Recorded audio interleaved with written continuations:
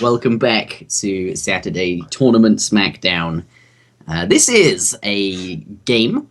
Yes, it is. It is a game. This is Age of Empires 3. That's exactly what game it is.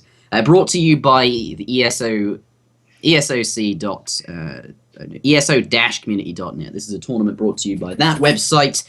This tournament is for $1,000. This game, I believe, is from the round of 64. We do have Azamk versus Mark. We went through this exact. Call me Ron. Just call me Ron. Yeah, from the proof. Yeah, absolutely. We'll call him Ron. I think it's far more.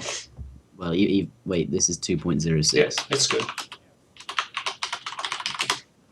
All right, we are set, ready to go. Spawning in the north of the map in the color blue. We do indeed have Azamk. Control Shift F. Turn that on. Look at that. And does play in the Russians today in his first game here. This is an interesting first pick. Coming out of Azamk, we did see a fairly interesting Russian game come out of him last SmackDown. If you haven't seen that one, absolutely do check that SmackDown out. It was a very, very good one indeed. But coming across 50 wood, looks like he's going to be picking that up. Going to be pretty pleased about that. But what does Aze have in store for us today, do you think, Zua? Versus his opponent, who is India. Who knows? I mean, this is honestly usually a matchup that Russian players, I think, in general, kind of fear. It's not a real great matchup for them when you consider what. Ooh, look at that! Kind of neat by the India player killing all three of those cougars at the same time. I got easily distracted. I wasn't watching. Yeah, this is a matchup usually where. I mean, if you think about the things that Russia is kind of scared of, it's masses of dragoons and skirmishers because they outrange all of their infantry units. And what does India particularly have in the second age? Treasure contention, Zua. Yeah. 70 coin hit. Ron's gonna get it. Oh, Ron, wake up, Ron! Wake up, Ron! No! I'm not even sure. He still got it. No problem. You got it. Like a boss. Not sleeping. Yeah. You got it. But yeah, I mean, this is a matchup, right, where India has the skirmisher type unit. They have the dragoon type unit available to them in the second age, and so there's really no pressure for them to age. So oftentimes, what Russia can do to kind of abuse the fact that a lot of civilizations have to age to get dragoons and skirmishers is they can play really aggressive and up in your face and just deny you from ever getting that tech advantage that beats them. It's not the case with India, right? They can just camp under an Agafort in their base, lots of hunts on this map, pretty easy to defend coin mines, and as a result, just get their eco going and never really let Russia age. So we'll see what happens. Last time Aze played Russia, he had that really cute Sovereign Reforms build in store. So we'll see if something like that happens. Polar Explorer has arrived as the first card. This spells he doesn't even have distributivism in his deck. It's not even. It's just 300 wood, advanced trading post, Polar Explorer, and Eco Theory. So I think Aze choosing to not play standard even from the moment he conceived the deck that he's using to play. On the other hand, though, distributivism does arrive for the India player, as we can expect. There, looks like the Polar Explorer, chasing that monk all the way back home, and eventually killing him, and actually getting the extra damage with that after having his treasure stolen. I think actually there was a stomp coming out, and he could have ninja'd away, but we saw Ron was sleeping a little bit. But absolutely, so you're saying about where is he going? 25%. Speed. Do you reckon he'll have a villager pick that up? I reckon he will. Aze is the kind of guy who would do that, and then all his villagers would have 25% more speed. I just just race carring around the map. I saw him do it with French once. He plays France, and he picks up. He found 2 of these treasures on something like Arakinea, which is absolutely huge map with hundreds of long. Yeah. Really, really dumb treasures. This times 2, and got pioneers and. With his French villagers and all of these upgrades, and just had superhuman villagers running around the map. Anyway, what was I saying? Something about you were mentioning have to go up and get that tech advantage. You're absolutely right there with India not having to age. Russia, of course, very, very weak to those skirmisher and dragoon style units because they obviously don't have. The skirmisher is not particularly. Russia doesn't have anything that can outrange a skirmisher or keep up with the range. And, same for dragoons. What really counters them there? So, yeah, absolutely. Yep, definitely is the case. It looks like Brooks the dog going to pick up that second scout. He does get a dog as well. Yeah, but poor Brooks is going to bite the dust. Yeah, very sad. And interesting card. I like the fact that you pointed out the ATP in the Russian player's deck, because that is his second card, and that's going to make trading posts significantly cheaper. And we'll see how many of them he picks up. I reckon he just runs the line and picks up all 4 of them at this point. I reckon they're, I believe, like 88 wood each or something like that now. Like they're ridiculous, 73 wood, something like that. They're just silly, or they're very, very cheap is the point. And they now have that ranged attack as well, and extra hit points. It's going to be very difficult for Ron to kill all of these. What is Russia's build order then? You start with Polar Explorer, and I'm not sure about the treasures on this map for that. Yeah. I guess they're not terrible. Yeah, look at that, just going to slam down the whole route. What does he have in mind? He's gone up with 17 vills by the looks of it. He's aging currently. Let's take a look at text being researched. Yeah. No, he's not aging. All right. I reckon he's just going to. Oh, he's already up. He's going to do something like 700 wood, take the map, get all of the trading posts, and just try and get an eco. Because at this point, kind of like we mentioned, right, he doesn't really just want to play aggressively and bash his head into that Agri Fort. That realistically doesn't give him much benefit. Just trying to smash down the front door of India, at 6 minutes into the game. And so he's going to take a very economically focused route and just pick up the whole trading route. Maybe even do something like open cav and just try and raid around, and then maybe even try and find himself aging or something like that. Realistically, aggression is not going to be the way that you're going to beat India here. And we can see that. I mean, he has full understanding of that. Doesn't have a military structure just yet, and is playing very economically. 4 trading posts, Stagecoach already researched, and setting himself up for a really strong mid game. Yes, I need to go back to bed. Jesus.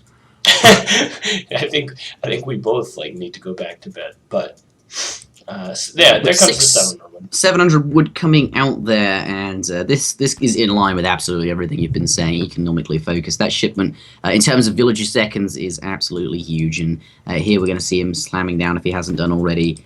He is, of course, steel traps. There it is, getting that right now. And I'm sure we'll see maybe a couple of other market upgrades come out. And of course, he's going to be grabbing some blockhouses with this as well, and the Stagecoach upgrade, which, by the looks of it, has already, been fully researched there. I wonder what these are tasked on. Yeah, I don't. They're on gold. At least the one at the far end is. But edges. Yeah. We can't explicitly tell just now, but. There is all of the trading sites now, which is going to give him a huge boon of resources, and now 2 blockhouses coming up.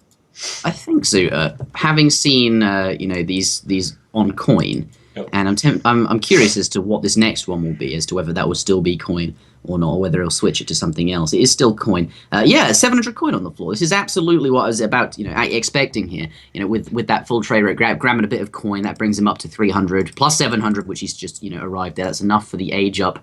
And then I think what we're going to see is a fast fortress, or at least a very economically focused fast fortress come out of this Russian. Do you think he'll do it again? Do you think he'll do the sort of reforms? The same. Yeah. Firstly, does he have? There's a batch of Musk. He does have several reforms, but if the Musks are coming out, then perhaps that's absolutely not the case. Looks like, but he wants to grab the 320 XP treasure with those Musks, though. Yep, and he'll be able. You never know; it could just be one batch of Musks for this purpose. It could. That certainly is true. I mean, it's not like his economy is burdened in any way, right? I mean, his eco is really, really strong at this point. He doesn't really need to worry too much about that extra batch of Musks. We'll see when. When he ages, if he starts to produce a bunch of Strelly, that'll be the tip-off, right? Yeah, let's take a look at what he has in queue. Nothing just yet, but she needs to get the age up in, which I believe he's just done. He's just done. Yeah. We shall see what he has in mind. But what does the India player, what is he likely to be expecting here? Nothing as he can see his opponent has a full trade route, because it's along the top there. And in response to that, he has got some Sepoy out now that he's got his economy of his own rolling. Of course, started with distributivism, very obvious starting Indian shipment into 600 wood, 300 export, nothing unusual. And by the looks of it, just normal India things so far. And now that at that point, getting some military out to start dealing with what Russia has tried to do this game. Yeah, India playing a completely standard economic India build. He's playing 100% by the book. 600 wood, 300 export, ally with the Ottomans, and get those extra villagers, get that extra economy immediately. running for you. Get all your market upgrades. Get yourself set up economically to be in a really strong position. And that's what he's done. The only thing now that he has to be concerned about is whether or not he gave Russia too much time to execute his build. Here we go. The Strellas. Yeah, they are being trained. He's got a stable up as well, though. So I'm still not convinced that it's. Is Tartar archers in queue? That is curious. That is interesting. Not traditionally the strongest unit. I don't think they received any changes on this particular patch, but the reason I say that is because they have a lot of hit points, which is not a bad thing, but not very much attack. And for a dragoon style unit, it's the attack value that you kind of want. You want to keep your dragoons at the back, out of the way, where they're not going to be taking damage or fire anyway, and because they have less attack and the extra HP is not quite as good. But gonna make them still anti-cav, and just one Tartar archer gonna pop out here. He's immediately gonna be tasked to helping deal with this little bit of a sour raid that's in the back of his base. Yeah, they also don't have the instant firing animation because they have to draw back a bow, which is also a downfall of them, I suppose. But 2 cannons do come out, and that does make sense, making the Tartar archers. Perhaps that is going to help him defend these 2 cannons, because everything he has at the moment is just a bunch of Strellas. If he continues making them, that is, we'll have to see what he continues to make. But does not manage to save his trading post. That does go down, but considering how cheap they are, not going to be a huge problem. He's going to rebuild that by the looks of it, and is now pushing forward. Now the next batch of Tartar archers is out, and looks like what he's doing. I think it's go time. Yep. This is certainly go time for him. Unfortunately, he's given India about 10.5 minutes to really ramp up his eco. And realistically, I mean, there are now 2 stables online for India. He should be able to power those units out. He's also got the Hussars from the Ottoman consulate in queue. So he's about to explode out a huge amount of military units. Plus, he still has the export available. Well, soon he'll probably have the export available to send the Minutemen from the European consulate as well. So, truthfully, India's got a very strong army here, and realistically, against just veteran cav archers and unupgraded Russian infantry, I don't think this is too much of an issue for him to deal with. Yeah, the more stealth principle is coming in strong here. Oh no, don't get out there! Someone body block the cannons, please! Oh, that is a shame. Those Sowars not actually fighting the cannons just yet. Okay, they have been retasked, but there's a lot of red units here, and you should be able to clean this up with the Minutemen and all of these things. Veterancy on the Musks does come through though, and gonna be sort of useful as we can see here, and more Tartar archers joining the fight, but not gonna be any match for these ranged infantry, especially the cucumbers in the back there. But lots of Sepoy, those kind of units gonna be quite strong. Here it looks like he's just gonna finish off these monks, which are meleeing him, keeping him in place, snaring him, stopping him from escaping. And once they're dead, I imagine we'll see a full retreat. Yeah, a little bit unfortunate for Ace there. Just a little bit late on his musket upgrade. Was forced to engage to defend the cannons. I don't think he was quite anticipating that many cav to be rushing forward from Ron's base, and as a result, loses both the falconets to just a trivial, push out from the Indian player. And now all of a sudden looks to be in a bit of an awkward location. I mean, India has got a massive military unit population advantage. He's ahead in eco, and at this point, there's really no need for the Indian player to age whatsoever. He's got plenty of upgrades available to him. He can send Camel Attack, Desert Terror, all sorts of good upgrades. Sepoy and Gurkha are just really good, strong units to begin with. And now we're in the position where Russia's going to start to run out of resources, going to be under pressure, and things are starting to look really ugly for Ace at this point, to be perfectly honest. Yeah, and those 2 cannons going down was a massive dampener on his agenda there, trying to push out with this sort of late fast fortress sort of style, economic style, and it's not left him in a good spot. Without the cannons, he's got no real pressure at all. They were adequately dealt with very efficiently.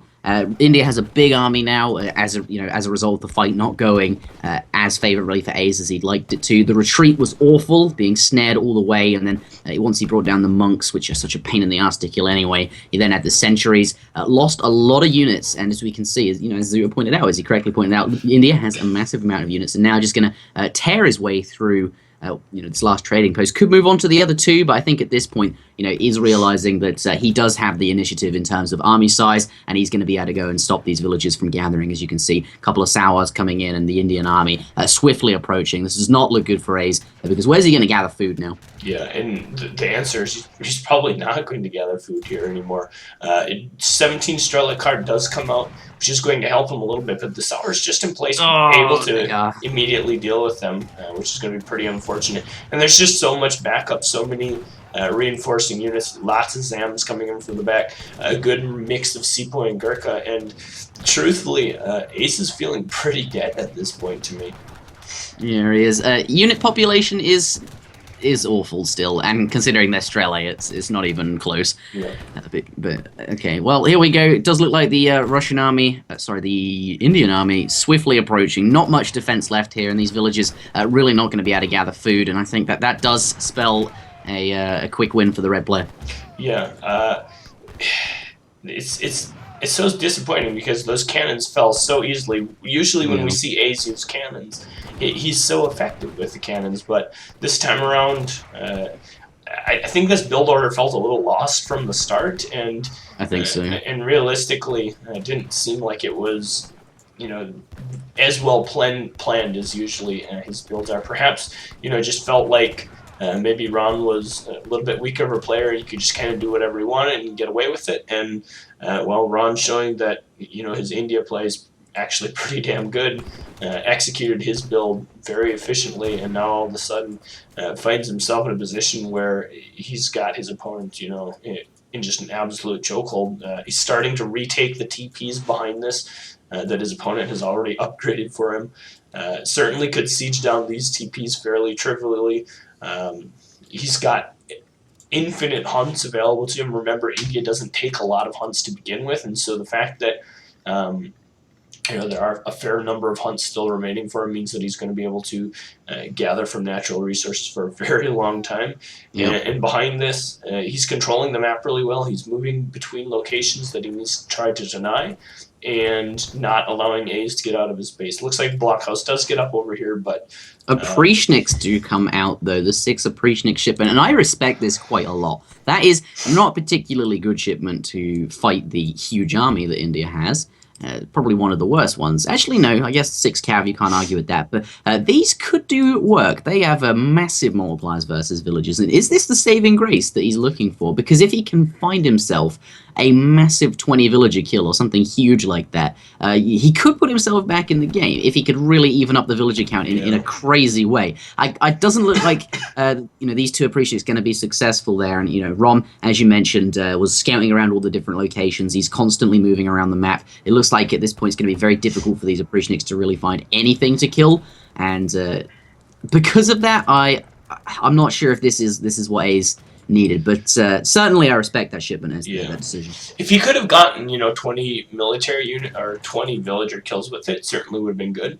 The unfortunate thing is, look at the Zam count. It's up to 20, right? The Oprishniks realistically probably weren't ever going to have much of a chance doing any raiding, because the Zams would be able to run around, cut them off, and defend anywhere that they needed. And I think this is just going to be it. This is going to be the last fight. 10 Tiger Claws in the mix. All the camel attack upgrades have been sent. Desert Terror camel attack, and even the guy holding the sword card that nobody knows the name. The guy holding the sword card. Well, that's what it is, right? Let's see if I can pronounce it. Dravidian martial arts. Yeah, that's what I'd say it was called.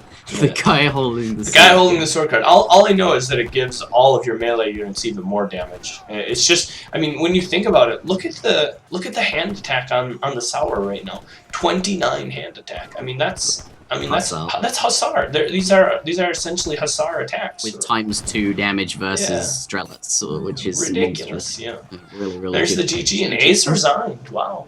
Azam, I think one of the favorites to win this series, but Ron showing a very well executed and a very well played India from the get-go. As you mentioned at the very beginning, by the book. Not necessarily a bad thing. Certainly The build order is crisp and well thought out because it's meta. I suppose build orders like that are good. A's though showing the opposite, really. A build order that, as you said, it seemed a bit lost from the beginning, and I absolutely agree with that. Did not have the cleanness to it that certainly the build orders he showed us last week.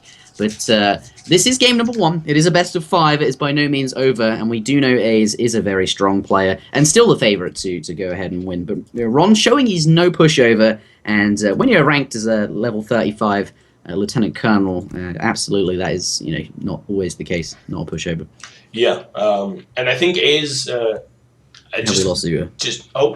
Did I? Oh, so, I'm sorry. I had my mic muted because I was fiddling around with stuff on my deck, getting another cough drop and such.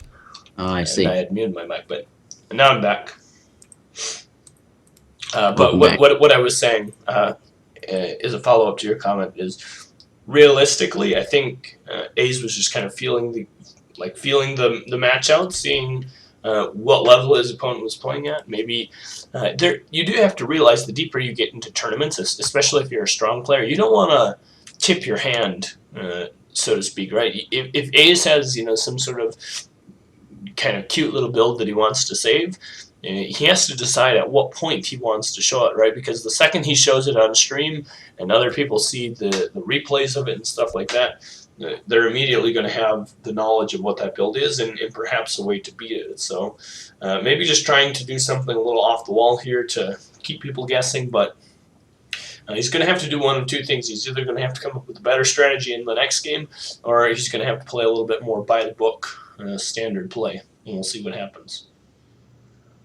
Yeah, I think so as well. A's, of course, what Zura is saying is absolutely fundamental to Azam's build orders. Once those builds are objectively not as good as standard play, and because of that, the only reason they work is because A's is a good player, but also because they're a surprise, and that's the key thing there. They work very, very, very effectively when your opponent doesn't know what to expect and therefore doesn't know how to play against it. But the second they work out what it is you're doing, then that nullifies the point of having a edgy, sort of sketchy, fringe case, weirdo builds, I suppose. But Ace, he doesn't want to show anything. Perhaps you're right. Perhaps now he's going to have to. But perhaps he thought he could take a quick game, just play an ATP and all of these things. We'll have to see what he has in store for us again. Also, it's worth pointing out that in some tournaments, it is best to play your worst Civ first, because you, in theory, need to win with them at some point. Mm-hmm. And if your opponent pulls out a Civ that they're very, very happy with, they're very good with, they're very strong with, and they use it up on the Civ that you have basically thrown away because you think it's a loss, they then are sort of punished for you already having, I guess, climaxed with their best Civ. They don't have that available to them anymore. And certainly that is the case. Ron cannot play India now, and clearly was very strong with India, and I think traditionally has been strong with India. So that's off the cards, and we'll have to see what matchup they bring us. I believe Azamk gets to pick after Ron. Let's see what he picks. Ron's picked Portugal, and judging from his past history, I believe he's like one of those like really vanilla exclusive players, like came from vanilla basically. And Portuguese have always been a Civ that I've associated with this player. So certainly, Port's a good Civ on Hudson Bay. No denying that. It's probably one of their more comfortable maps, just because there's the option to go water and lots of good places to put down those extra TCs. And I'm curious to see what A's what Civ he'll pick here. I feel like it'll be Brits maybe. Of course, it won't be Russia. He's still on that, but he can't play Russia because he did just play with Russia. British, not a bad call. I think British absolutely would be a nice pick against Portugal. On Hudson Bay, though, where we do have, we still have trading posts, absolutely. What else do we have? We have water, Portugal. That would make sense on a water map as well. A little bit of a Port Mir, maybe. The old Port Mir. Yeah, the old Port Mir. Yeah. RIP Civilization Diversity format. Yep. I'm actually a little bit surprised. I was thinking that he would go Brits and just try and deny the water and play like his kind of boomy manor-ish style. Yeah, but yeah, I'm curious to see what he has with ports. I know Azamp traditionally the way he plays ports is playing a 10-10. You know, Yeah, Azamp style very Portuguese, as we differently. know from a lot of Smackdowns, is to go up with 10 villagers, don't build a house, go up as fast as you can. He can still change, I believe. He's not locked in. He's not committed to port, so he could change that. But it looks like he's saying GLHF, so it looks like he's ready to click in here. I'm curious to see what he has in mind or what he will do, because as on this patch, as we know, Portugal's villagers, they cost 80 food instead of 100, which you think would be a buff to ports just overall, but specifically to the 10-10 style, it's actually a nerf, because those villagers cost less, you also start with less food, which makes your age up slower. Yeah, it certainly is, and as a result, like you mentioned, I don't know that he'll particularly go for a 10-10, especially against Against another port. against another port player who's Yeah. still going to realistically age up fairly early and going to have that second down center. It just doesn't make a lot of sense to me to go for a 10-10 when your opponent is the Portuguese civilization. But who we do have in the left-hand side of the map, the colour blue, Azam playing as the Portuguese. It is a 1 wood crate start.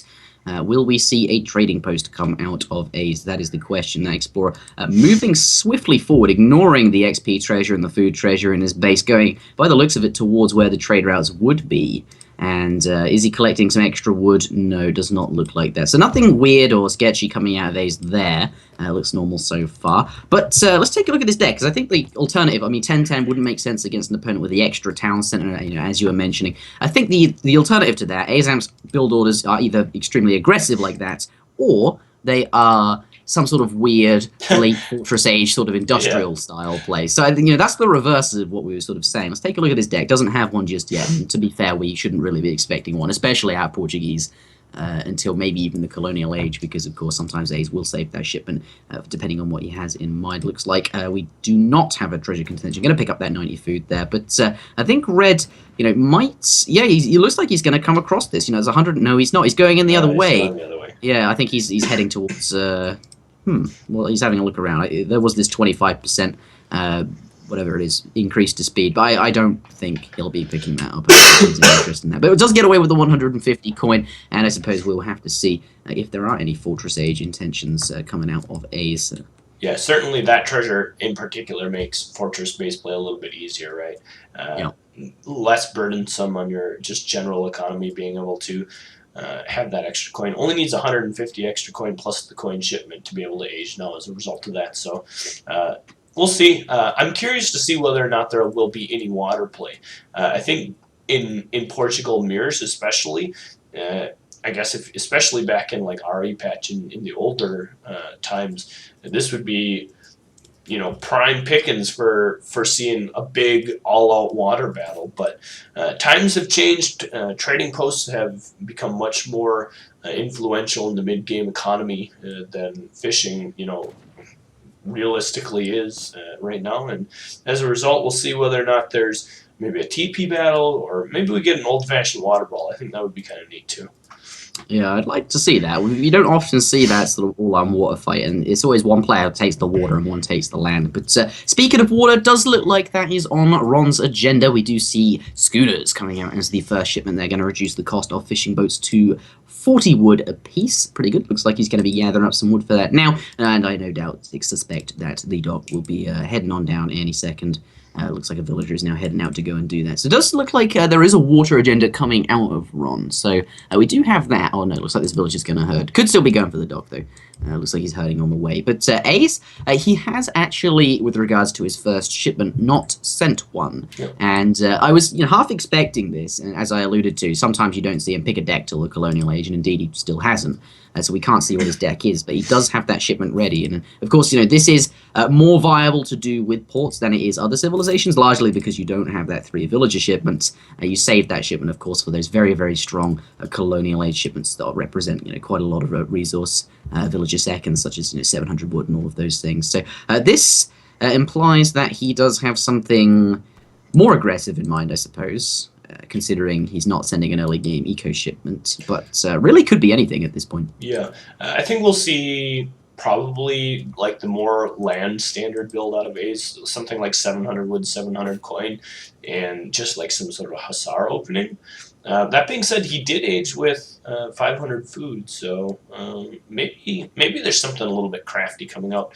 Of course, there is also the ability for the Portuguese player to throw down this town center in a place that does contest the water, and it looks like he's bringing it pretty far forward. So He is. It's been scouted though, and the question is here: will Red be able to do anything about that? He's no longer in line of sight. So the question is, did he notice it or not? Looks like it is being fairly aggressively placed, near the trading site and on the water's edge there, which is not going to provide too much. Well, it certainly is going to help provide. This is considering the anti-ship attack on a town center. It's going to be very, very awkward for Ron, but not going to affect him immediately.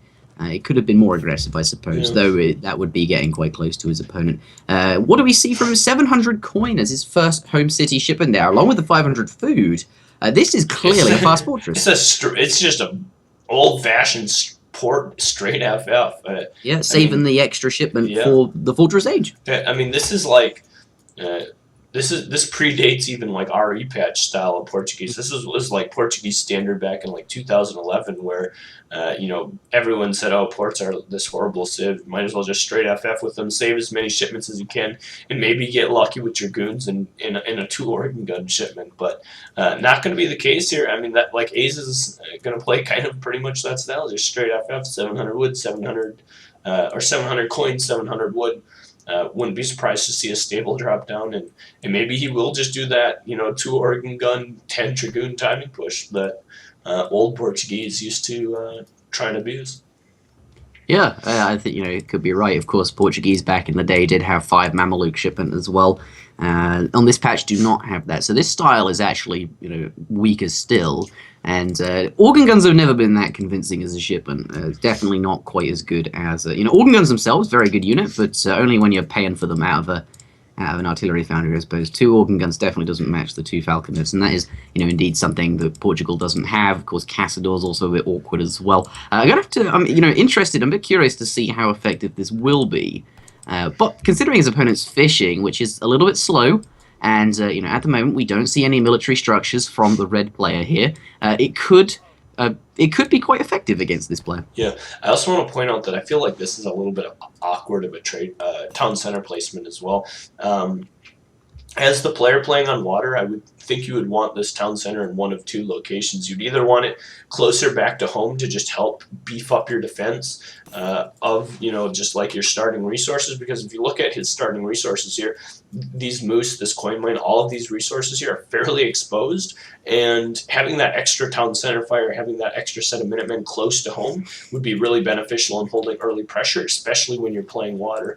The other place that you would potentially want to see it is somewhere along the shore, so that if your opponent were to send something like this Caravel, which has now arrived with the H up, you have a way to at least challenge it with some sort of structure along the edge of the water. But that's not the case. It's right out here, kind of in this awkward spot, really far from home, really difficult to defend. And as a result, I think that provides a really good place for Ace to just kind of put down a time push, and gives the first military unit something that they can very clearly have an influence on out here in the middle of the map. Yeah, normally when we're playing ports here, this is actually not a bad placement for a TC. It secures some more resources, and I believe you pointed out in a game where H2O was playing that being forced to slam his TC down right in his base because of some hussars that had turned up. But this in this particular matchup, considering how he's positioned himself as the eco civ that's trying to boom, does seem a bit ambitious, as you're pointing out, and certainly is going to improve the effectiveness of this. As you can see, Caçadors are going to come in. Oh, here's a TC wagon. This is always concerning when there's a wagon about. Is he going to shoot? It doesn't look like he's going to. Yeah. It's usually never actually dies, but always concerning to see a wagon. And certainly, he forced it in an awkward spot, right? This is the position where, this town center you would almost certainly never put there. You would always put it somewhere where it covers more resources. Even if you're going to be forced to slam it down at home, at least you would want to put it, here in front of your coin mine or something like that. But not the case, because those Caçadors were lurking around, force it in that very awkward spot where it's going to have very little impact in the game. Yeah, so Castador's roaming around now. Haven't managed. Wow, 1,000 food coming out from A's. That's a shipment. Do you think he's just going to FI here? It looks like he is. I mean, he's just shipped Yeah, 1,000 1,000 find gold. 1,000 food. I think that's absolute. I thought this would be funding military production, but actually, I think that's actually probably what he's intending to do. Here, did make a couple of Castadors. That were they the ones you get from the age up? I think they were.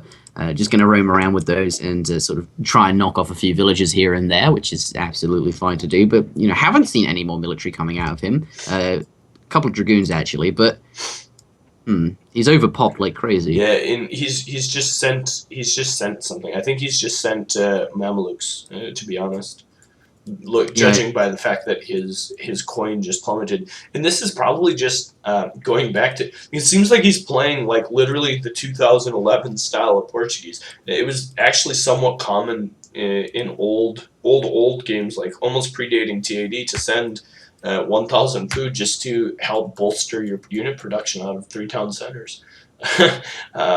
We'll see whether or not that's the case. Now, 5 dragoons come on. What did he sink all that coin into? Mamelukes. Does he have an artillery foundry? Doesn't look like it. Maybe he just bought some resources. Yeah. Seems unlikely considering how inefficient it is to do that. It doesn't look like the fast industrial is on the cards. And I honestly thought we would be seeing something out of A's like that. Yeah. Like it just seems so Azamk-esque, if that makes sense. But quite the dragoon mass coming out now, and looks like the Castadors has a couple of those left, but plenty of units. The question is though, how much damage can he do in terms of military unit population? He's not that far ahead, considering how much of his economy he sort of sacrificed. Potential growth that is. I mean, right now their ecos are fairly similar, and A's doing a good job of killing off his opponent's villages, but. The fishing, definitely, here we go, though. Yeah, they're just going to fight. Yeah, Minutemen coming out, Castadors coming in from the left-hand side. Castadors coming in from the right side as well for the red player. Pretty good surround from the Dragoons, getting a lot of the Castadors up into hand combat and focusing them down. But these Minutemen adding in quite a bit of DPS, and Ron's going to be perfectly fine. Has the infantry, has the cavalry to push everything back here, and looking like he's going to be able to hold this position. It is worth noting there's... This is a very unstable portion of the map with these 2 town centers this close, and especially when a lot of the resources back at home are starting to dry up, this can become a very, very important portion of the map. Trading posts are right here, ready for contention. Lots of hunts, lots of villagers that have been produced from these 2 town centers. So lots of tension here in the middle of the map, and going to be very important for both players to try to control it. How much steam do you think he has before this runs dry? Or is that economy going to support him? It's definitely higher than his opponent's right now. 4 villages is actually pretty good, considering his opponent has quite a number of fishing ships, or has been making fishing ships. So in terms of villages, he's actually ahead. Overall civilian units, not so much. But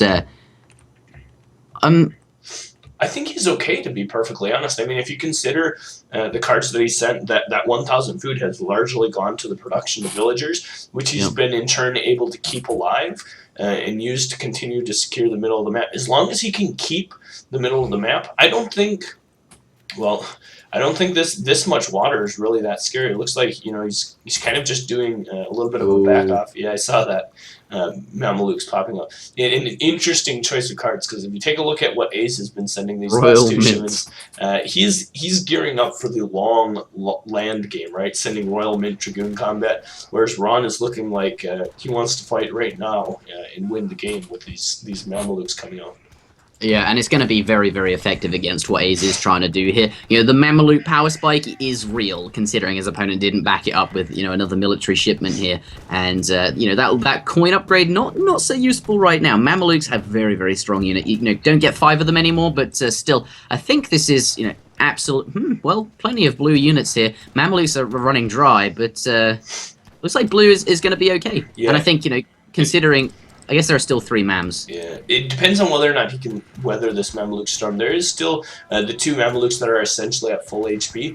If he can weather this storm and kind of just wait out these Mamelukes, though, he'll have the opportunity to send Mamelukes of his own. Plus, he's going to be ahead economically because he's got all these economic cards going. So even though this fight, hasn't gone perfectly for him. It certainly isn't bad. He's eliminated 2 of the Mamelukes while taking fairly limited damage, and now he's fighting in a location where he still has this town center shooting from above, and I believe he has Minutemen available from this town center as well. So everything should be okay here if he just gets out another batch or 2 of units and continues to stabilize. But that being said, Ron, he is kind of getting pushed back a little bit. So. He is. Looks like the Mamelukes did do what they were meant to do. Looks like they pushed Blue back. And, yeah, you know, it does have Mamelukes of his own, which is certainly something that could come out. But for the time being, Red does have the tempo and is going to push Blue, you know, away from these hunts. So these villages here very exposed. Looks like he's going to lose a number of them getting to that town center there. And all these villages are now idle. The question is, can A's pull resources together to really make an army? Look at that military and population graph, 53 to 6. It does pop up a little bit there with a batch of units. But if he can't get units very, very quickly, he's not going to be able to gather resources at all. That being said, though, is still gathering at the moment, and some Castadors too going out very, very effective versus the Dragoons there. And so they're not going to be able to do too much, considering the Castadors can run them ragged. And as we see, Mamelukes of his own do come out, and the villagers are going to continue working here. Villagers going to get involved in this fight, actually, and I think that's absolutely the thing to do. Yeah, all of that extra HP sponging up this damage means you'll be able to take this fight that more convincingly, and then have the same sort of tempo swing that we just saw from Red, but back in the other direction. Yeah, but truthfully, I mean, there's so many Dragoons here that are able to just kill these Mamelukes. Yeah. And Mamelukes are only really that scary when they've got a big supporting army, right? 4 Mamelukes aren't going to win you the game themselves. It's just when you mix them into an already fairly balanced composition that your opponent has to deal with their massive HP. But if all their military units are just allowed to focus them down, we can see the Mamelukes honestly weren't that influential in that fight. They've already been dealt with, and now Ron, continuing to push back his opponent at this point. Yeah, 1,000 gold basically gone. And, I totally underestimate the fact that Dragoons are the counter to cavalry, and of course Mamelukes are cavalry, going down fairly convincingly there. And this sort of tempo swing that I'm talking about, this has not been the case at all. And Ron's still very much on top in this game, has, still constantly harassing these villages here, has bringing that, that villager count back up into the positive whilst he's continuing to make boats and whilst he's continuing to make his own villages and kill his opponent's villagers. But two organ guns coming out, I'm not sure how useful they'll be, honestly, versus a huge mass of Dragoons. Yeah, but there's loads of casters. Yeah, 2 organs for Ron. They're reds. I thought they were blue organ guns. I saw it pop up, and it's going to be this is. It seems like Ron is just continually one step ahead of A's at this point. I mean, his shipments have been on point so far. And one other thing I was noticing, this poor Caravel has just been fishing away this whole time. I believe A's should suspect that his opponent has gone water. At least you would think with the Caravel you would check the water to see if your opponent was water, especially if you know he's likely Portuguese. Well, you know he's Portuguese, and you can check his deck and see the fact that he's got schooners in it. There's at least a chance that he sent it. It's very surprising to me that he's allowing these fishing ships just to continue to gather out here in the middle of the ocean with 0 contest. And I think that's a bit of a mistake for me, is honestly, it's not a ton of military or of economic units, but it's something. Yeah, and absolutely could contest this. But this fight here, we do see pikemen being added into the mix. Perhaps starved of coin or something, so has gone for the food wood unit. But how useful are pikemen in this situation? And the answer is not very. Does manage to take out the 2 organ guns. They've been dispatched, and Castadors are Castadors, certainly very good against these Dragoons. And does have these pikemen roaming around sort of on the back, protecting the Castadors should any cavalry turn up like hussars. But it looks like he has pushed that back for the time being, but considering the 10-unit villager deficit here, could be in for a tough one is Azank. But looks like he's going to be able to take out this town center. Certainly has the siege for that. A couple Castadors being mixed in here might shut down these pikemen, and the Dragoon's going to be, by the looks of it, kiting in cheekily here and there, trying to get those pikemen, but of course going to be punished by the Castadors for that. Is he just going to slam all these units in? Could absolutely be doing that. Now he's got Castadors added to his composition here. Pikemen going to try and get up into hand combat, but going down very quickly. Highlights how pikemen aren't quite so useful in the Fortress Age portion of the game. He's going to have to get back here, and Ron's still convincingly in the lead. Those pikemen, I mean, it was so brutal to see them all Yeah, dropping like that, right? I mean, it just shows. absolutely biblicized. Yeah, it shows why you don't make pikemen in the Fortress Age with basically any European civ, right? Because Skirmgun just completely dominates it in every way possible. And once again, now I mean, A's lost the TC in the middle of the map.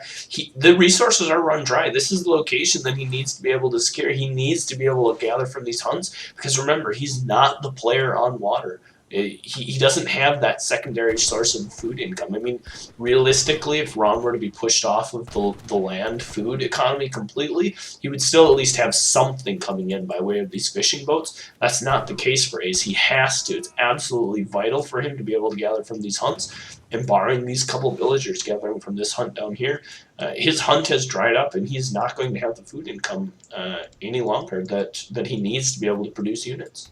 Yeah, and look at this. Red now on top of his opponent's infrastructure as well. These two barracks, his stable, his town centre, all in the middle of the map, quite exposed. And if they go down, he's not going to have any. This is where his military's coming from. And on top of that is, as you mentioned, the food is running out as well. Caravel does come in on offshore to help out, but a frigate, even bigger offshore unit. Yeah. The granddaddy of all water units has entered the brawl. Santo Antonio. Yeah, spanked. is going. San Bras. Yeah, poor Sal Bras is going to take a big. And there's GG called. Wow. GG. Our boy Ron is up 2-0. It's Wingardium Leviosa. Yeah. Thanks, Hermione. And that does conclude game number 2 in this series. Ooh, sneaky Doc, and it does. And that would absolutely tell us why he was not looking. He just didn't anticipate there being and perhaps A's all this time thought he was further ahead of his opponent, and that would explain the Royal Mint choice. If he wasn't suspecting boats because of the number of villagers he'd killed, perhaps he thought he was in a good enough position to just sit back, send the Royal Mint, and play a very, very safe victory where he just gets ahead of his opponent economically with Royal Mint and all these things. But actually was not as far ahead as he thought he was, considering he didn't realize there was a dock. And as a result of that, lost the tempo, didn't have the military units because Royal Mint, and I think that sort of spelled the end. That was a very influential point in the game, I think, where the Mamluks pushed, and the way that they were dealt with there sort of rippled through the rest. I mean, it got him the map control that he was absolutely critical, pushed A's off the hunts, and like you meant, like we can see A's mentioning, he was unaware of the dock, and I'm not sure how he was unaware of the dock. I mean, you have to be able to check your opponent's deck and realize there's at least the chance. And he even aged up with the Caravel and immediately just tasked to gathering food. I mean, you don't lose but more than 5 food if you just make that Caravel take a quick trip around the lake, confirm that your opponent's not fishing, and then set it to gathering. It just seems like kind of a miss for me. And realistically, he could have shut down the water pretty easy with just that one Caravel, or at least forced the frigate to be sent earlier and kind of made things a little bit awkward for Ron to defend that water and sink more resources into it for kind of nothing. So maybe a little bit of a miss there, but Ron is, he's got some Harry Potter magic going for him. Absolutely does. Harry Potter magic. And I think that really that's all we can say about this game. It was a misread perhaps on Aze's behalf, and as a result of that, Ron does pick up the win there. Still excellently played, a nice game. Sadly, for Aze, did not go in his way, but he's not out. It is first to 3 wins, and Ron is on 2. So let's see if we perhaps we have a reversal sweep coming up. That would be interesting. I haven't seen one of those in a while. Anyway, let's get into the next game. Yeah, and now all of a sudden, we kind of got lulled to sleep in that first game, right? So here's my thought process. In the first game, it's like, okay, Ace is trying something out. He's confident that he's the better player, perhaps, and that whatever, he's maybe got some sort of planned build, and then India wins. It's whatever, no big deal. And then you see, okay, like Portmere, like this is a civ that Ace knows really well, and all of a sudden now, Ron kind of beats him just playing in a straight up mirror economic style, and all of a sudden now you have to be like concerned if your A's did I dig myself too big of a hole? Can I get Yeah. out of this hole? Is it going to be possible to? Uh, I mean, it's one thing to lose a game and then come back and play, convincingly in the next game and bring it back to 1-1, and then you're like, okay, it's just a best of three. And now all of a sudden, it's like you don't just have to win 3 games; you have to win 3 games in a row. Yeah, and that's the hard part. Yeah. Yeah. So That- we'll see. Yeah, it can be like winning 3 games overall, not usually a big sweat, but 3 games in a row. That's the thing here, isn't it? And I'm just going to end that recording real quick because I didn't end it between games, See. so hopefully it'll be fine. I prefer to end them between games because if you don't, it gets like out of sync. Like you get out of sync with me, and it's just a bit weird. So The volume gets a little bit off. well, it's like it's slowly like your audio is out of sync with mine. Like it starts fine, and then like slowly after an hour, it just like sort of like you're like a couple milliseconds or several milliseconds, Yeah. and then a whole second, and then it's like, well, I don't know. It's a bit weird. That is a bit weird. Like it's just a bit. Obs doesn't do it. Camtasia does. I wouldn't recommend Camtasia to anyone. Like I just wouldn't. I use it because it's good edit. No, it's good, but I just go with some other product that's also good. Yeah. It's a weird program. I like the editing suite though. I quite like it. It's very easy and beginner friendly, which is what I was when I started. I wish I might have to invest in something else. I think soon. Yeah. It'd be a lot easier for me to get a job if I was, or the job that I wanted if I was, good at Adobe Premiere and shit like that. I just don't know how to use that at the moment yet. Yeah, I've never used any of those kinds of software. Like when it comes to those like kind of artsy type things, I'm the biggest noob in the world at it. So Yeah. Like there's a job I wanted to apply for, which I think I don't know whether I'd have gotten it or not, but certainly the kind of job I want would be probably using that software. yeah, and this is a good practice for it, certainly. Yeah. All right, let me load this recording back up. All right, ladies and gentlemen, we are back into game number 3. Azamp nervously shaking in his boots. Maybe, I don't know. The thing is, we're not sure if Az is a person. No one's ever seen a picture of him. He could be a robot. He could be a cow. Could be a cat. He could be a cat. You know that cat reading the newspaper that says, "I should buy a boat." No. Maybe he's that cat. You've seen that picture, right? No, I haven't. I should. Oh, here we go. You're gonna link it in chat, aren't you? Buy a boat. This is one of my favorite pictures on all the entire internet. You do spend your time looking at funny pictures on it. I think I remember like Specifically, funny pictures of cats on the internet. yeah. Is there like a Reddit for that? Yeah. Zoo is like a top contributor with like thousands of link karma on this cat subreddit somewhere. Mm. I bet he even has like a flare that he won in a competition What a on great submitting cat. submitting cat pictures. Just look at that cat. I'm gonna bring it on screen because why Right. not? Just dump the link in the chat so I can go and grab it. I can't. I put it on Skype. I'm not a mod in this channel, so I can't. Oh, why? That's all right. Whatever. I put it in. Put the link in Skype though. Oh god, I have to navigate my way through Skype. Oh, a great little cat. I can't see it. Oh crap. I hate Skype. I just don't know how to use it. I'm not going to be very good with Adobe, am I? If I can't use Skype. If you can't figure out Skype. Show instant message. Ah, there we are.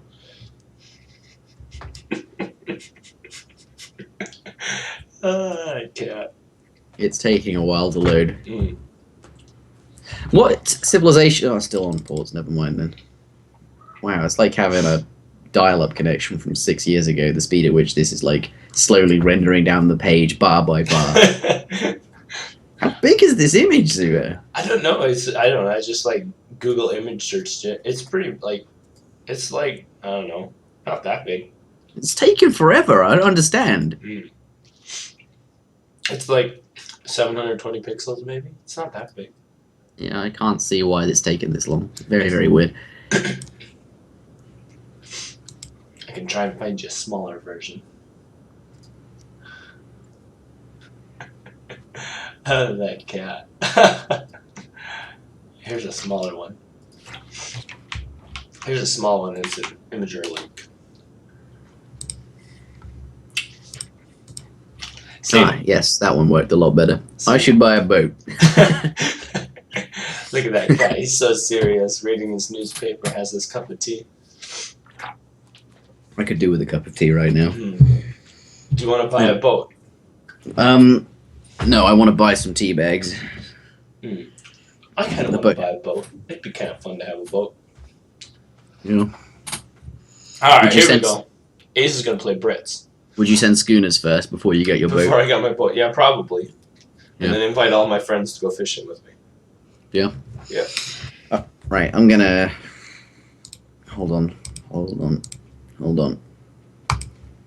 Alright, so, looks like Azamk has selected British as his choice of civilization. He does pick first as per the rules, and, this puts him at a disadvantage. Looks like, Ron is going to be able to pick a civilization that he thinks will be good against British, or at least has that option to do if he's competent with, multiple civilizations, which I think Ron is, absolutely.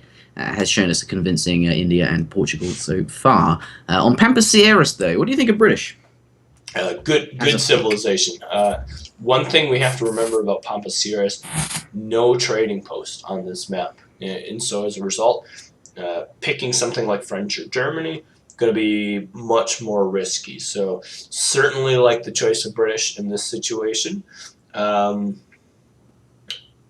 we'll have to see what Ron plays as a reaction. Just China, another good civ. No TP, straight FF. Just, maybe if you can execute the builder or send the shipments in the right order, maybe you can get a freebie. Ron mentioning in chat, he doesn't really have a third civ that he plays maybe necessarily. Everyone can China FF, right? And this is a situation where, like, if I were in his position and I didn't really have a very comfortable second or third civ, which, let's be honest, Sudazuda only actually plays Japan, and so he doesn't have a very comfortable second or third civ. He'd probably pick China as well, because it's just good civ. It's like, you know what, you don't have to really know the civ. You just have to send 700 coin and click all the shipments in Age 3 and hope you win. Yeah, this is true. Yeah, well, China FF could be quite convincing versus British, so we'll have to see how Ace deals with it. Of course, he is now, Ace at least, is committed to British. He cannot change that. Ron, as he's picking second, he can change it, I suppose. But he did say it doesn't have a third civ, so maybe this is looking good for Ace. Maybe, Ron only happy with those two civs, India and Ports. And as a result of that, is going to be clicking into a matchup that he's not as comfortable with. Certainly China is strong. Definitely should be worried about that. Ace should be, as you point out. A civ that you just do everything in the right order. No problem. And I think that's particularly true for China, not so much for other civs, but because of the FF style. But Ace, could be on the road back to victory, I suppose. Considering that. You cannot play civilizations that have already been played. And as we know, A is very, very comfortable with a multitude of different civilizations. So this is going to be interesting. Game number 3. This is match point 1. We'll start with him here in the north of the map in the color red. We do have the Chinese spotting with 3 wood. Nothing unusual about that. China start with 3 wood 100% of the time and is one of 2 civilizations, I believe, that starts with guaranteed amounts of wood. But yes, there is that. And by the looks of it, the Explorer is not going to be able to build... Well, not that he'd build a trading post anyway. Where's he going? The point is he's going to go find some llamas. Yep. On this particular map, worth mentioning that all the llamas do spawn over here on this left-hand side. We'll take off the fog of war very briefly. We can see this large number of llamas that do spawn over here. So both players are aware of that. Both players prioritizing searching out that left side of the map. And as a result, especially for China, if you can pick up those llamas, it's going to be a huge boost to your economy in the mid-game. Yep, those llamas result in a lot of Yep. Kind of ships passing in the night there, just walking past each other, looks like. Is he going to go intercept? I guess he's not going to catch up with He's them. not going to be able to catch up with them, but, yeah. Well, At the very least, it looks like Ron has already picked himself up 4 llamas to Ace's 0, so that is certainly a really nice little start for him. Yeah, I think A's was a little bit delayed on heading over to that area of the map where the llamas are, and that kind of is shown in the treasure discovery. Yeah, 30 food that he did pick up along the way. It looks like he just probably crack shotted it and grabbed it, so we're not going to slow him down too much. But whatever happened, as you pointed out, there are more llamas going to be tasked to this livestock pen, or sorry, the village. Don't fatten quite as quickly, but still, is a fattening facility, which looks like he's going to be picking up a 40 gold treasure in the back of the base there. Cheeky, absolutely. But a little bit of coin can't hurt there. So, A's, what do we have? What do you have in store for us today? That is the question. Let's take a look at this deck. It looks like he's Virginia Company. Yeah, he's gathering loads of wood. I mean, take a look at his wood income. Yeah, he's got a lot of wood. This is absolutely that Virginia Company build, right? He's going to slam Virginia Company down, and then the second that arrives, just drop like 6 manas. I actually really like it in this situation. And the reason why I like it is because, well, first of all, there's no trading post, right? So being able to get any sort of economic advantage over your opponent that sometimes you wouldn't have is really, really nice. And then secondly, building all those manors gives you a lot of XP, right? That's one thing that we can't forget, is that with Japan and with China, or with Japan and with Brits, rather, when you make those houses, just the fact that you're booming with those houses and constructing them gives you a lot of XP, and as a result, it kind of works as a pseudo trading post for the first, second and third shipment in the game, because you do get a lot of XP and you get a lot of 50, 100, as a result of that. 150, 200, 250, 270-ish XP. That's quite a lot. Yeah, it certainly is, especially when you take into consideration, like, the first shipment is, 300 XP or something like that? It's like 4 XP treasures, moderately sized ones. Yeah, so certainly is going to help him get his next card. I mean, look at there. After building all those houses, already has another card available and immediately sends it as well. So Virginia Company, I think, especially on non-TP maps like this, I actually kind of like it. I think it's kind of a smart build. Yeah. Though it is going to slow him down to the next age quite a lot, really. If we take a look at China, already aging, A's only on 500 food. He's definitely going to be delayed, and considering these ostriches, or rhea rather, just about to run dry, it could be a little bit awkward to get up. He should have enough food. Yeah, absolutely has enough food in there to get. Curse you, Maito. I don't get it. I don't either, but I think it's worth. I think it's worth mentioning that inside joke. It's Maito's birthday today. Oh, happy birthday to Maito. Yeah, so happy birthday, Maito. Have a good one. Have a good one. I hope you don't wake up tomorrow feeling like I did today. Is it your birthday as well? No, it's not my birthday, but it's a friend's birthday. Either way, I still hope he. No, we were playing a game called Secret Hitler. I'm not sure if you've heard of it. It sounds a bit dangerous. It's not dangerous.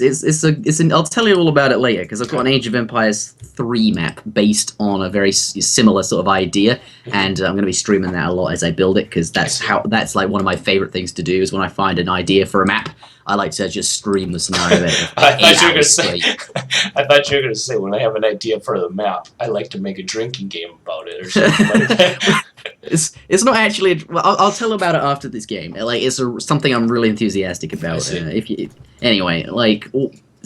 I was saying it slows them down quite a lot to the next stage, these manors, right? And against China, yeah, you can get away with that, absolutely. China don't have any sort of early game shenanigans. They're not going to be rushing you. And as you mentioned, actually quite good without trading posts, all of those things. But it does mean he's not going to be able to lay down a stable quite as quickly. It does mean he's not going to get any cavalry out. And it does mean he's not going to be able to run around raiding China when they're at their weakest, which is, during the transition, that phase between colonial and fortress, where they're sending those shipments and they're trying to gather enough food to get up, and you can really slow China down a lot. That is where you want to hit them and hit them hard, and that's where you deal the damage early on to really stop that fortress from being quite as strong.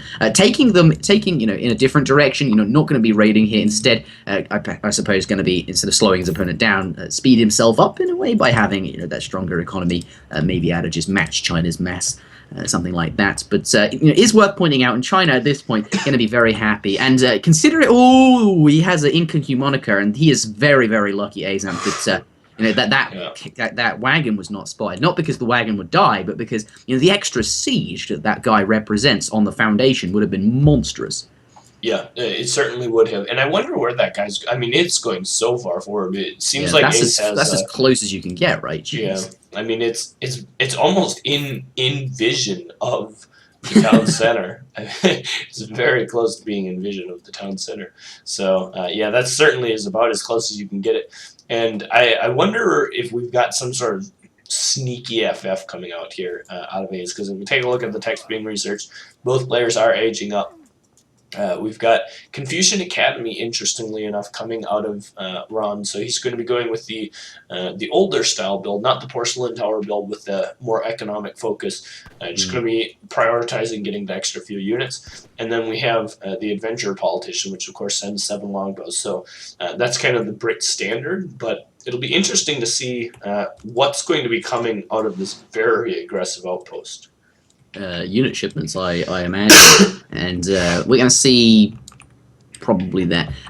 What's he doing? Is he going to be gathering food for like an advanced church or something, like with cannons? That's what I was wondering. That's what I was kind of wondering. It's like, why else would it be so far forward, right? Like, what shipments are you in that much of a hurry to get into your opponent's base? To and be that aggressive with? So very interested to see how effective. It's a lot of siege that represents. Yeah, I'm very curious. Does he have the Glorious Revolution in his deck? Let's take a look. No, he does not. Okay, so something else is on the cards here. On the cards. But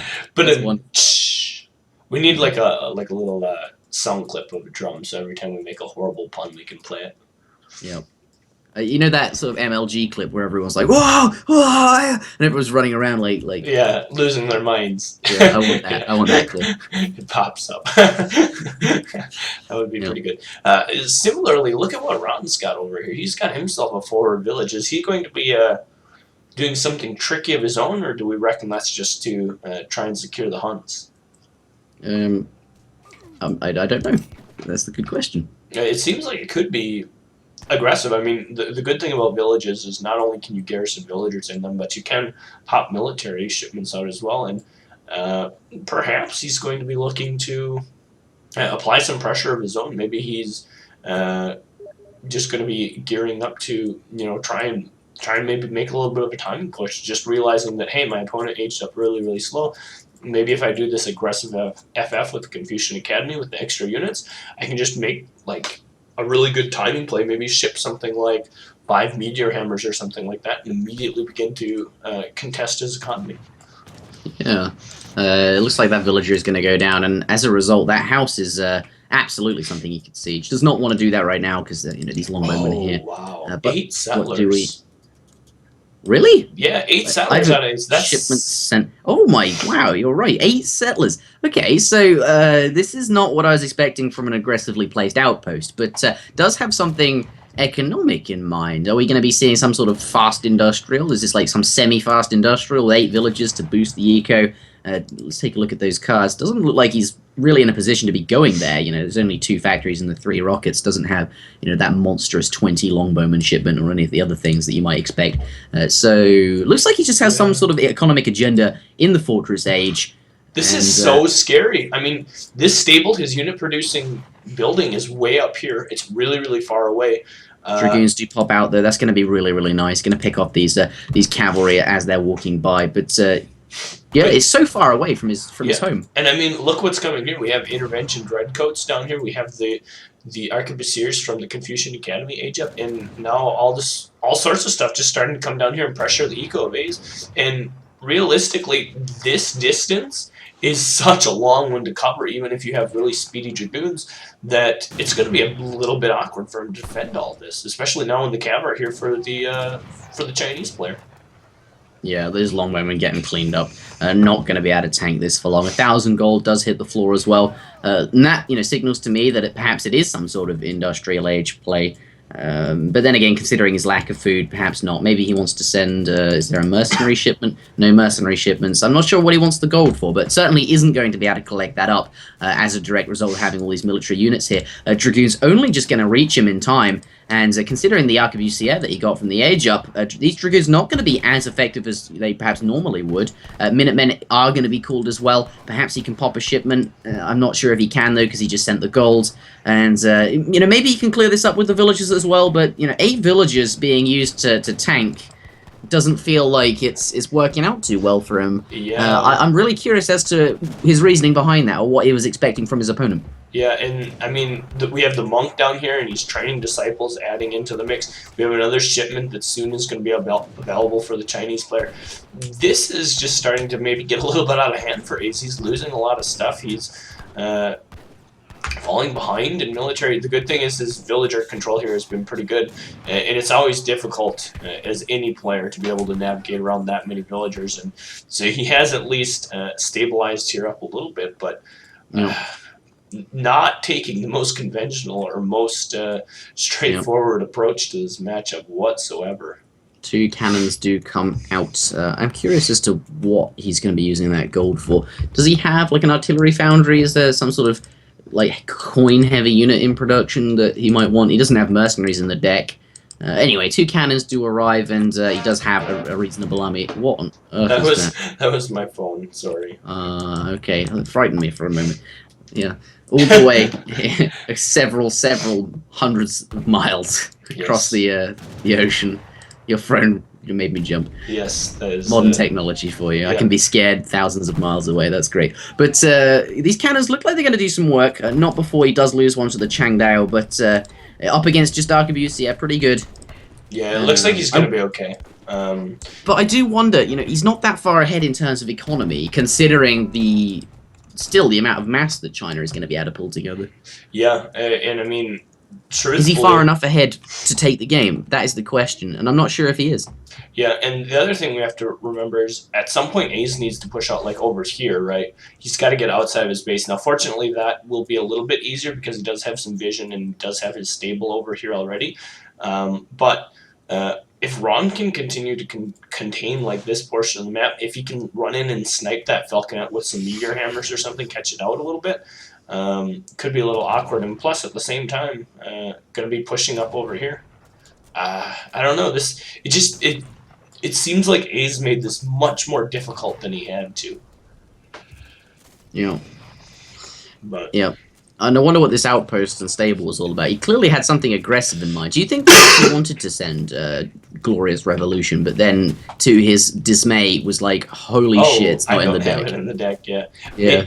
Maybe, or more realistically, he was just anticipating the Chinese player to not play as aggressively, because normally the Chinese player is not going to build this village down here and play very aggressively behind it. Yeah. And perhaps just got caught a little bit unaware with that play. And now that the Flying Crow is here, China has actually got a pretty easy way to knock down these buildings pretty quick. And as a result, 11 Changdao swordsmen coming in. The Chinese FF is not dead just yet, and his economy's still okay behind this, hasn't really taken too much damage.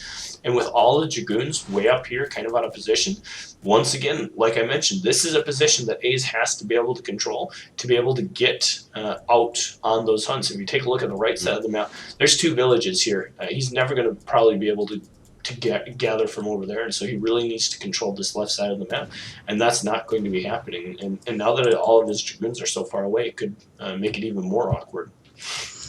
Yeah, and this is exactly what he's doing, right? He's just walked over to this hunt, sitting on that, waiting for that crow to catch up, and then maybe he'll push on in. It looks like A's in the meanwhile is going to be navigating his hussars and this falcon up the other side of the map. Perhaps he can get some damage in. Is certainly these villagers getting out of the way. Like he's pretty lucky about that. Yeah, Manchu just coming. That represents a very big power spike here, and that military unit population is definitely in favor of Red. He's definitely going to be very favored in a fight as a result of that, and that makes the gaining hunt situation even more dire for Ace. He's on top of his opponent though. Perhaps he will lure his opponent back Maybe he's trying to buy himself some time. That would be the best outcome for the blue player. But looks like the red is just going to rush down the TC here, which is not really what A's wants. Looks like he's going to have to run home. I'm not sure if he's going to make it in time for dinner, though. Yeah, he's certainly not going to be able to save this town center. And with the Manchu out, all of a sudden this big, massive Hussar that he had been building up really isn't that scary. The Manchu are going to be able to deal with it perfectly fine. And things are getting a little awkward. Tons of villagers going down. TC is going to go down. And now all of a sudden the fight went from, starting to look okay to the Manchu popping out. Certainly if they can get in the mix, looks like they're doing some raiding over here. But I think, well, they really need to be back at home, helping to defend this. They really do. That flying claw a little bit exposed here. The swordsmen are very strong against the cavalry, but that cannon is going to get set up pretty soon. And I don't know, he's going to lose a lot of cav as a result of this, like a ton of cav. But if those Manchu were here, no problem. Like, this fight would be so in Red's favor. Yeah. It would not even be funny. Now the Manchu are arriving here. That cannon are going to be quickly dispatched. Yeah. And things still looking okay for Red. And remember, now behind this, Blue doesn't have a town center. His economic unit population is down to 28. And even though, it looks like A's probably will eventually be able to clean. Well, maybe he won't actually be able to clean. Well, maybe he won't. I was going to say eventually he'll probably be able to clean this up. But we have to remember, those are Manchu. It's not like those are just run-of-the-mill Dragoon type units right there. Some of the strongest Dragoon type units of the game. So, assuming he controls them appropriately, should be able to clean up most of these remaining units here as well. Butane Grande. Yeah, it's all of a sudden. This is so awkward for the British player at this point. Yeah, it does clean up the assault, but not before he loses a ton of villages. Look at the economic population now, in favor of Red by a small margin, actually quite a large margin. And going down even more, we see some reinforcing. Wow, you don't see Keshiks very often. The old infinite 8 Keshik card. Yeah, 121 hit points on a unit that's costing.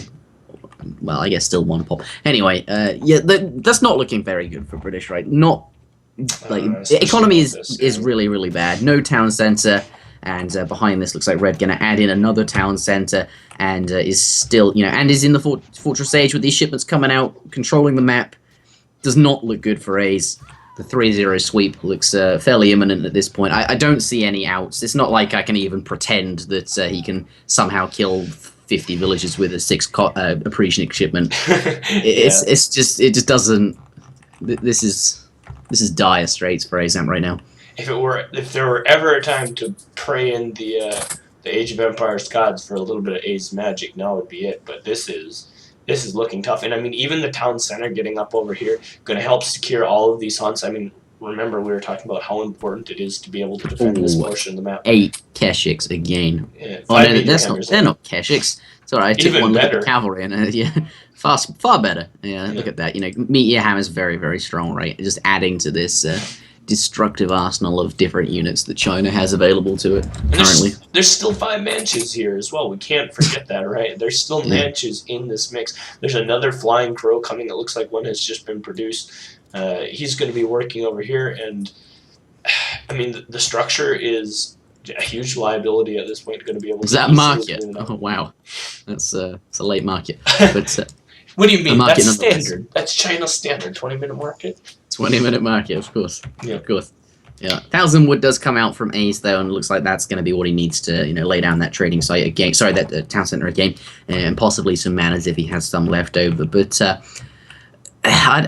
again, like even if he gets the town center up, I can't see it standing for long. Well, I mean, he's got the town center up, but look what his opponent has. His opponent has 3 town centers, and they're in great positions on the map, right? Securing essentially all of the remaining resources on the map. And I actually like what Red is doing here. Just stand on top of this hunt. He knows that his opponent can't gather resources, can't get out on the map. He's got town center vision everywhere else. As long as he just stands on top of this hunt, maintains control, very unlikely that he is going to lose. Going to go in here, which I think this will be the killing blow at this point in the game.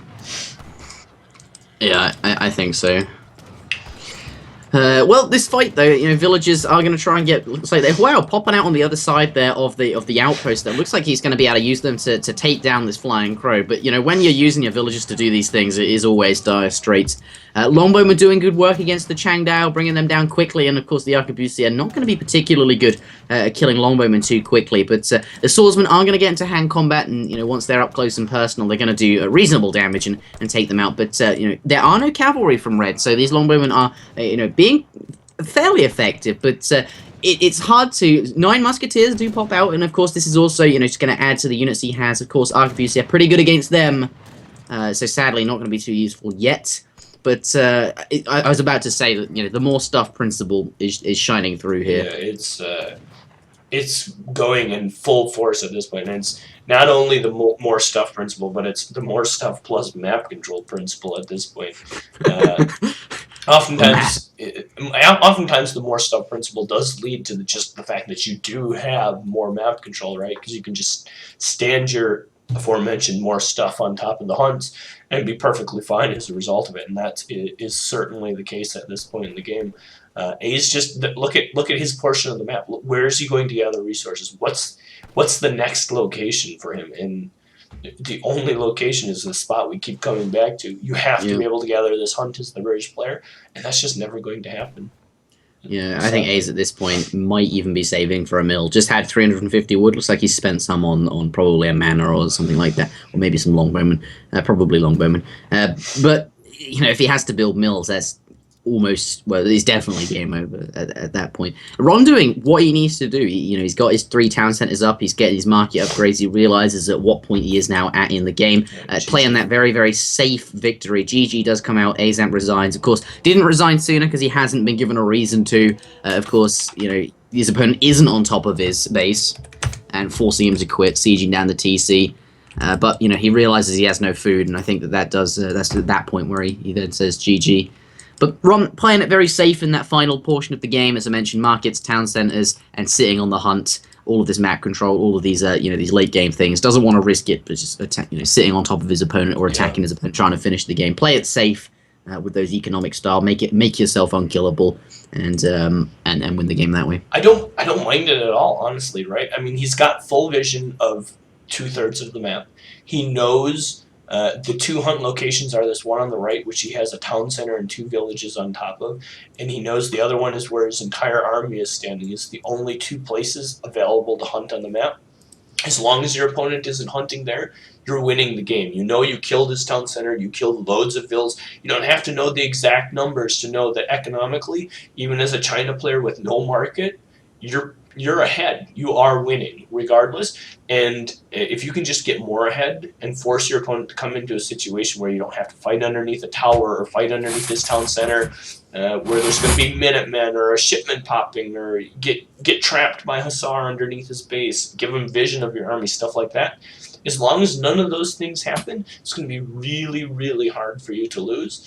And as a result, played it safe, just iced the game in every way possible, and as a result takes a very clean 3-0 sweep.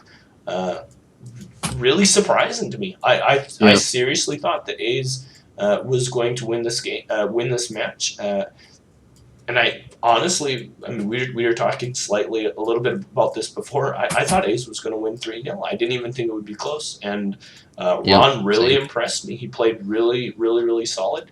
A's perhaps not having the best builds of his own to speak for, but at the end of the day, Ron executing his builds pretty well. Even though he mentioned he doesn't play a 3rd civ, his China FF was completely adequate. If you take a look at the cards he sent, the Manchu were on point with their timing, everything like that. So a well-deserved win. Going to be moving on into the next round. Yep, does go into the round of 32. Azamp is eliminated. This is a $1,000 tournament brought to you by ESO-community.net. Everything is crowdfunded. If you want to go ahead and take a look at their website, do go ahead and do that. Sign up to the forums, all of those things. Get involved with the community. Currently, 250 viewers on Twitch. I think we peaked at nearly 300.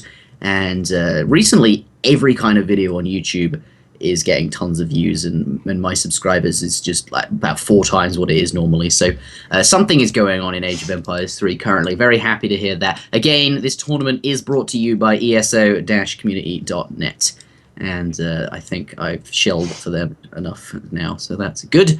But again, if you're heading off at this point in the video, thank you very much for watching. We do hope you enjoyed it. Do leave a thumbs up on the video if you enjoyed it. Me and Zuta do always check the ratings on that, and you know, we like to see that. So thank